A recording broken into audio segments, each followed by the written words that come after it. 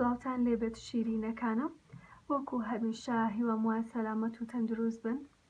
گوڵە جوانەکانم، ئەمڕۆژ بابەتێکی دیکەی ئەدەبتان بۆ ڕوونەکەمەوە کە تێیدا باس لە کەسایەتێکی دیکەی ناوداری کوردەکەین کە ئەویش سادق بەهادینە. سادق بەهادین ساڵی 1970 لەدایک بووە کە تقریبان سەدەیەک لەمەوبەر دەکات. ئەم کەسایەتێ ناودارە تێیدا لەدایک بوو. ساڵی 1982 زاینی کۆچی دوایی کردو، واتە 64 ساڵ ژیاوە.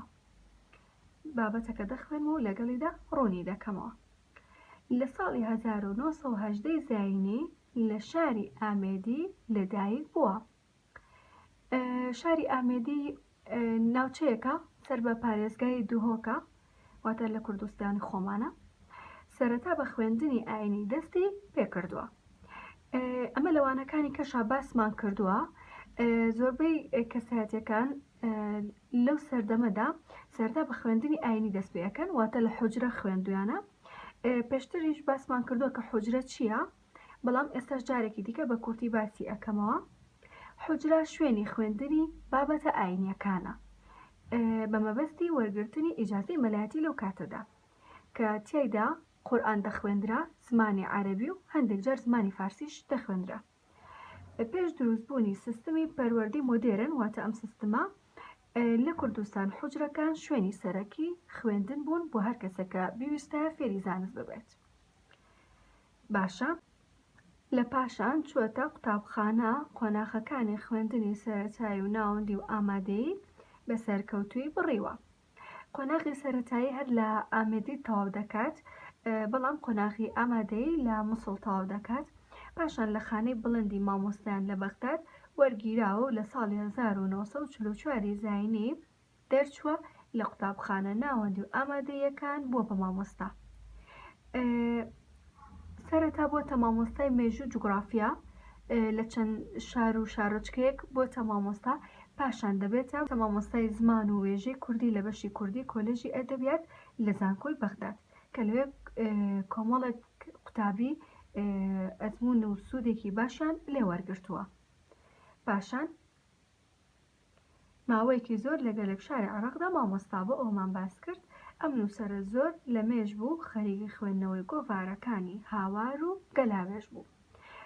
گۆڤاری هاوار لاوانی ڕابردوودا باسمان لێوە کردووە کە وتمان ئەم گۆڤارە لە سووریا لە دیمەشق دەرچووە. سەر نووسەرەکەی جەلادەت بەدرخان بووە، واتە برای کامێران بەدرخان کە لەوانەکانی ڕابردوودا خوێندمان. هەروەها گۆڤاری گەلاوێژیش، ئەم گۆڤارەش لە ساڵی 1939 دەرچووە تاوەکو ساڵی 1940 بەردەوام بووە، واتە بۆ ماوەی 10 ساڵ ئەم گۆڤارە دەرچووە. و هەروەها مامۆستا ئیبراهیم ئەحمەد و مامۆستا عەلادین سەجادی سەرنووسەری گۆڤاری گەلاوێژ بوون. سادق بەهادینیش زۆر کاریگەر بووە بە خوێندنەوەی ئەم دوو گۆڤارە. ئەم دوو گۆڤارە کارێکی زۆریان کردوتە سەر ڕۆژی ڕووناکبیری و سەرچاوەی هاندانی بوون بۆ ئەوی کە بنووسێت، هەر بۆ گەلێک گوتار و نووسینی لە گۆڤار و ڕۆژنامە کوردیەکان بڵاو کردوێتەوە. ئەندام بوو لە کۆڕی زانیاری کورد و ماوەیەکیش وانەبێژ بوو. کۆڕی زانیاری کورد دەستگایەک بووە. ئەم دەستگای لە ساڵی 1970 دامەزراوە و ئامانجێکی هەبووە. ئامانجەکەی برەودان بوو بە زمانی کوردی و گەشەپێدانی بوو، و هەروەها بەیەختان بوو بە لێکۆڵینەوە و توێژینەوەی زانستی و هەوڵی پاراستنی زمان و مێژوو کەلەپوری کوردی دەدا، کە لە ڕێی ئەمەش لە ڕێگەی دانانی فەرهەنگ، هەمووزان و فەرهەنگ چییە، و هەروەها سازدانی کۆنگرەی زانستی و ئەدەبی و دەرکردنی گۆڤار و هەروەها چاپکردنی کتێب و بەڵگەنامە کۆن و مێژوویەکان. ئەمە ئەو دەستگای بۆ ماوەیەک لەوێ دەبێتە ئەندام. و پاشان بۆ ماوەیەکی جوانە بێژ بووە لە بەشی کوردی کۆلێژی ئادابی زانکۆی بەغداد، کە ئەمە ئێستا بۆ ئەمڕۆکردنەوە کە لەوێ دەبێتە مامۆستای کوردی. وەروە لە ساڵی 1982 زاینی کۆچی دوایی کردووە. بەرهەمێکی زۆری لە دوای خۆی بەجێهێشت، گرنگترینیان ئەمانە بوون. ئەم چەند بەرهەمە گرنگترینیانن، خۆی بەرهەمی زیاتری هەیە بەڵام ئەمە گرنگترینیانن.